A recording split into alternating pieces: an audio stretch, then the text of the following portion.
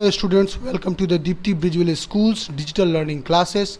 Here we are learning Computer of Class 7 from Rahul sir. Undo and redo features. After using the undo button on the quick access toolbar, press Ctrl plus Z. Excel 2010 activates the redo button to its immediate right. When you click the redo button or press Ctrl plus Y, Excel redoes the thing you just undid. It simply means that you used undo and redo to switch back and forth between the result of an action and state the worksheet just before in that action until he decide how you want the worksheet. Fill data in adjacent cell by using the fill command. You can use the fill command to fill the active cell or a selected range with the contents of an adjacent cell or a range. Do one of these.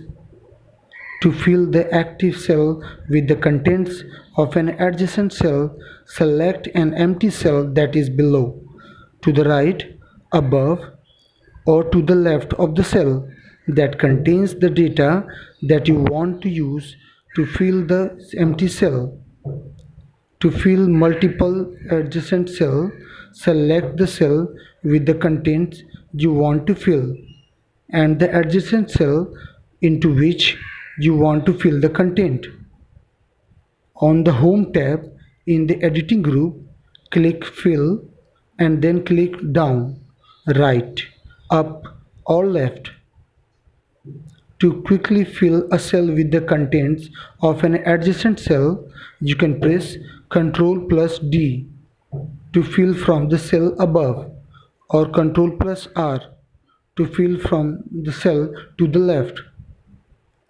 To change the font. To enhance the appearance of few worksheet, we can change the font of data as per the requirement. Select the cells you want to modify. Click the drop-down arrow next to the Font Face command on the Home tab. The font drop-down menu appears. No more. You can apply the same steps for assigning bold, italic, or underlining to turn the formatting again. Move your mouse over the various font. A live preview of the font will appear in the worksheet. Select the font you want to use by clicking on it. Font of the selected cell will appear as you want. To change the font size of the data can be increased or decreased as desired. Select the cell you want to change the font size. Click on the Home tab on the ribbon. Click the down arrow of the font size to display a list of sizes. Click on the size you want to use. Changing the alignment. Alignment refers to the position in which the data is placed. The data can be aligned within the cell in different ways, such as left align, center align, right align. To align the data, the steps are: select the cells you want to align. Click on the Home tab on the ribbon. Click one of the following buttons: left align, center, right align. The data appears in new alignment. Saving a workbook. To save a workbook, the steps are: click on the File tab. Click on the Save or Save As button. Choose the location to save file.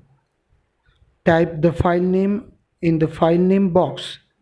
Click on Save button, or you can also press Ctrl plus S together to save a workbook, closing your workbook. To close a workbook, the steps are: click on the File tab, click on the Close button, or You can also press Ctrl plus F4 together to close a workbook. Note: row is always inserted above the selected rows. Column is always inserted before the selected column.